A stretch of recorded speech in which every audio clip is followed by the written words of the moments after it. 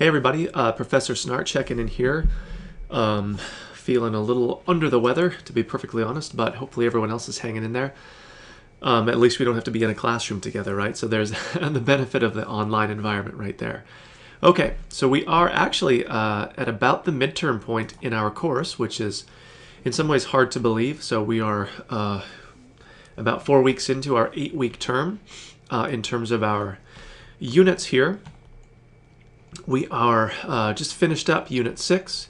We'll now be looking at Units 7 and 8, which is our first essay. And then you'll see that we really focus pretty much on this essay and then one final essay, and that's pretty much our course. So, like I've mentioned before, you'll notice that most of what we've done throughout these first units, past little introductions here, is really scaffolding smaller kind of exercises or ideas or steps or composition strategies, outside of the fully formed essay itself. So we kind of took an essay and pulled all its component pieces apart. And now, of course, it's time to put them back together. So we're into the biggest point value assignment that we've had so far. So essay 1 is worth 200 out of 1,000 points. So clearly, a lot of eggs in this basket. Now is a good time to really even do what I'm doing here. Even if you didn't necessarily go into all the single units that we've got, which might not be a bad idea, at least kind of think to yourself, okay, what did we discuss in this one? Obviously, once we get into something like Unit 3, that's much more composition specific. What did we cover here? What did we learn about thesis statements? Locating and integrating secondary sources. So what have we learned? In other words, what have you learned? Because that list of things is really what I'm expecting to see now put into practice in the first essay.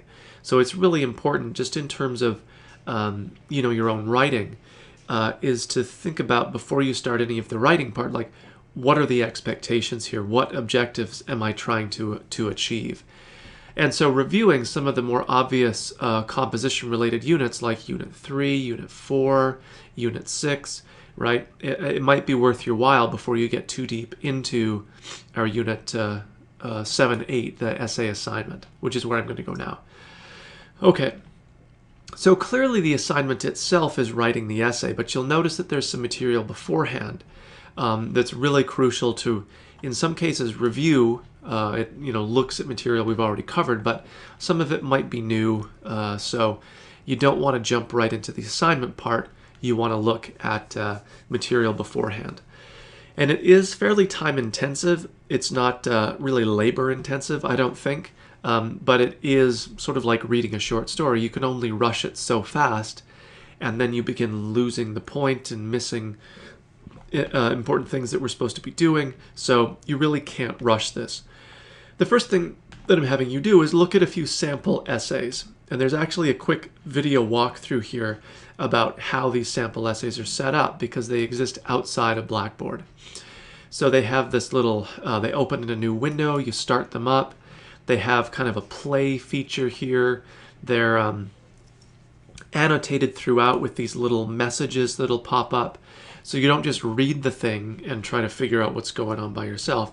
You want to click through all of the annotations. Otherwise, it's just like a standard essay. There's lots of things that are maybe wrong with these, or formatting-wise, things that we won't do, but you'll see that the annotations kind of note that for you. So I'm just going to go back to my other window here. So there's 3 separate essays that I'm having you look at. And really that's a lot, but the purpose is to almost kind of immerse yourself in the tone and the style and the scope and just the atmosphere of the kind of essay that you're now expected to write. So there's purpose in having not just one sample essay, but a whole bunch of them for you to look through. And again, like I said, not really labor intensive on your part, so you don't have to do a bunch of writing or answering questions, but time intensive. You do have to devote the time to doing it. There's a whole section on MLA stuff, so building a works cited page, in-text citation review, all of that kind of stuff. One of the things that's worth mentioning again is that I was just checking this unit from my home computer this morning, and none of the videos were showing up. So it said the following video tutorials, etc., but there was no video. So clearly there was content missing. If you notice that, it's probably a result of the way that Blackboard and your web browser is now set up to block certain content that it thinks is potentially harmful, is from outside of Blackboard. So something like a YouTube video, if it's not embedded in a certain way, the browser will potentially block. So in Firefox, you'll notice a little shield icon show up here. If you use a different browser, it's set up a little bit differently. So the point is, if you see something that says like there's a video to watch, or there's a sample essay, or there's a PowerPoint to look at, but there's no content showing up, like clearly there's an error occurring, you can probably fix it on your own fairly simply just by doing a couple clicks. But if you can't figure it out, then by all means get in touch with me. Don't just assume that, oh, well, it says video, but there's nothing there, so I guess I'll just skip to the next thing. You're obviously going to miss really important content that has to do, like in this case with the works cited stuff, one of the most important things that I'll be looking for in that first essay. So if you run into clear sort of errors in the content system here, you can probably fix it, but if not, just let me know. It's not an error on my end that I can fix. It's something that you have to do as part of your browser to fix. Okay, so into the assignment itself then. You've looked at the sample essays, you've looked at the MLA stuff, and now the assignment. Whoops.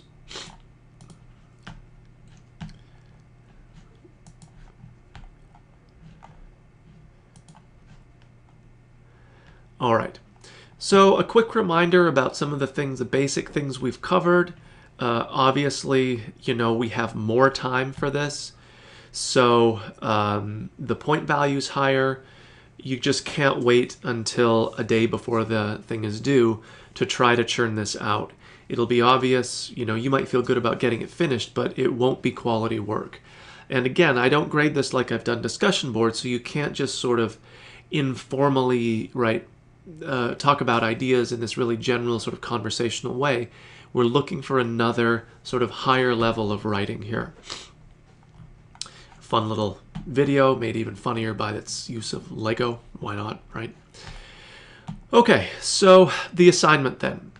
One thing to note, that even though Sherman Alexie's Flight Patterns is one of the stories we've read and one that I know people have enjoyed, for whatever reason, there's very few good secondary sources about this. You'd have to find something about Alexie himself, not the story, so you just run into all kinds of problems. So unless you want to confront and somehow overcome that issue, which you can certainly do, I'm going to caution against using Alexie's Flight Patterns as your primary text here. If you want to use it, you can maybe contact me and we can think of some strategies for finding secondary material. The essay prompt, you're obviously just responding to just one of these ideas. All of them are thematic approaches. So how do stereotypes, expectations, how might setting work, change, or what you might call initiation. So you're just trying to choose one of these terms, not all of them, not kind of going back and forth between stereotypes, expectations, back to stereotypes. So there's clearly a lot of overlap between like these two terms, for example, or even maybe between some of the prompts, but try to focus just your terminology on, right, one of these. You're incorporating a source. Again, it could be the one that you used for Unit 6, but it has to be from a database and it has to be a discussion of the primary text, not just some kind of randomly related idea. Again, this is all spelled out right here, so I've tried to make it as clear as possible. You're developing, you know, an essay that reflects the shape of an essay idea, the shape of a paragraph idea, where you're starting paragraphs with a topic sentence, maybe refining that, providing specific quotation from the primary text, the short story, supporting that with quotation from the secondary source. So that structure is what I'm looking for. Are there other ways to do it? Probably, but that's not how we're doing it. We're doing it how we've learned it in class here. And again, there's nothing much to reiterate other than what's already in the assignment here.